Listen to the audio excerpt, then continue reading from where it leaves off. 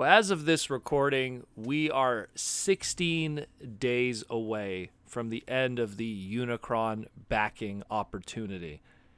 And it's still kind of looking kind of shady. Once again, the target is 8,000 backers, and it is floating at 2,500 and some change. Hasbro put out a video very recently to kind of go, hey guys, like, in case you forgot, this is the thing. And John Warden put out this video that's called Unicron, the biggest transformer ever. And John shows us, some extra details. He shows us, hey, here's how the eyes work, which I don't know, like, again, when I heard about the articulated eye thing, I was questioning that to begin with, going like, well, how's that going to work? Because Unicron has never been known for pupils or eyes or anything like that. And then they show this gimmick in the video, and I'm like, okay, like it's almost not even noticeable. And then I love the line here, his signature grin and his iconic teeth. And it's like, Unicron really never really had teeth. But sure, okay. Guess, all right, John, we're with you there.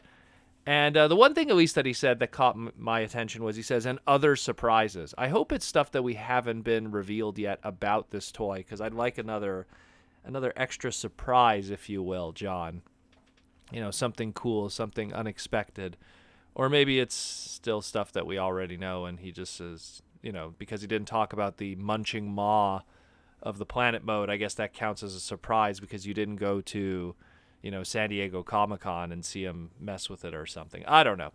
So they put out this video pretty much to let people know, hey, this is still a thing. Be sure to back it. And it goes back to what I've been saying already tons of times, discussing this on the podcast about this item, is despite the fact that it's trailing at 2,500 subscribers, backers, out of a potential 8,000 that's needed, despite the fact that even if you factor in maybe all the international orders and stuff like that, which, I mean, I'm not holding my breath with Japan, because Japan with large products like this, they rarely do well. I mean, stuff of that nature, like we could go back to the sales numbers of Encore Fortress Maximus, Takara Tomy Metroplex or Metroflex, and that of Fortress Maximus or Fortress. None of them did well. Of even the Titan Return one, also known as the Legends one, Sakamoto Legends, none of those sold well. So I'm not holding my breath with Takara really picking up the slack with Unicron here. And when we're talking like Big Bad Toy Store or any of the other options, EB Games or GameStop in Australia and the UK, again, I'm not holding my breath there. So, but I'm not trying to say this isn't going to get backed. I firmly believe the pushing that John Warden's doing with all these videos, showing all this finalized product, man, this thing is getting made regardless. Regardless. Like, guys, I mean, who are you trying to trick here at this point? Like, I have never seen a Kickstarter and or like, Indiegogo or whatever that has, before it even has finished. I mean, when this thing was, it was a 40-day, it started at 40 days. When we were like 39 days into it, oh, by the way, here's the final product, more or less. It's like, okay, sure.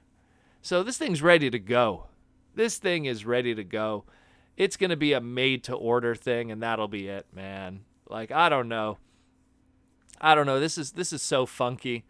I mean, the sail barge with Star Wars, that got backed, but that's a different community with a different price point, a different budget, different age group in a lot of ways, too. Star Wars fans lean a little older, too.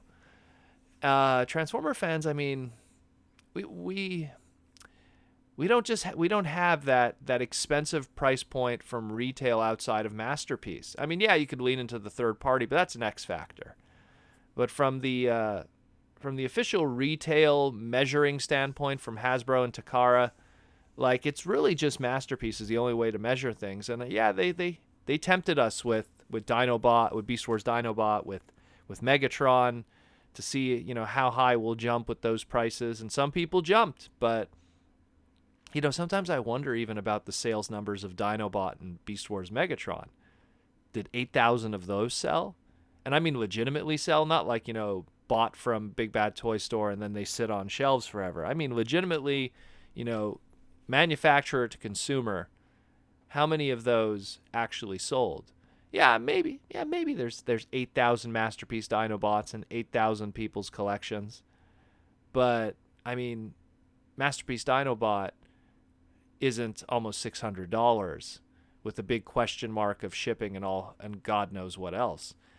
This is so weird. I swear. And again, every time I see John Warden's face, I'm just going like, bro, John, I could see the desperation in your eyes here.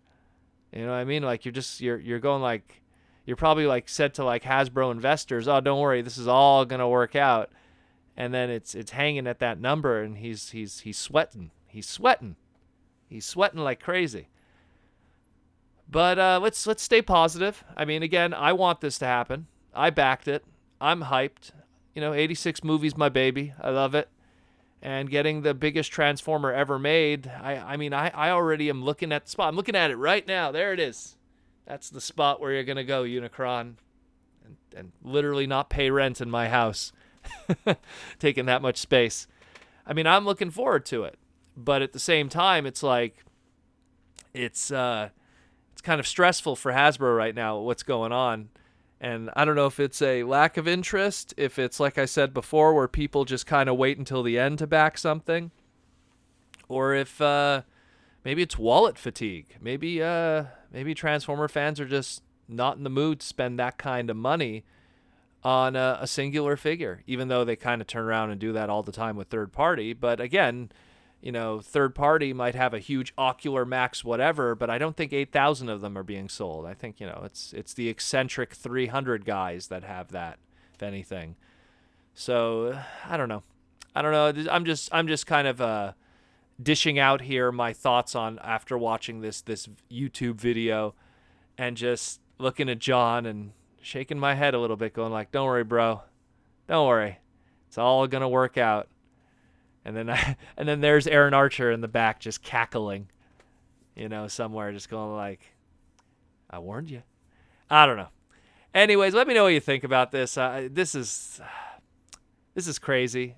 I mean, I almost feel like I wouldn't be even having this conversation if we were at least halfway there. Like if we were at 4,000 with 15 days left, I don't think there'd be much to like kind of worry about. But at the same time, it's like, are they really like, are we going to get 6,000 out of nowhere on the last couple of days? Like, you know, most Kickstarters, like I said, get most of their backers anyways, but to get 6,000 out of nowhere, what I think might happen, I'm telling you, this is going to get made regardless.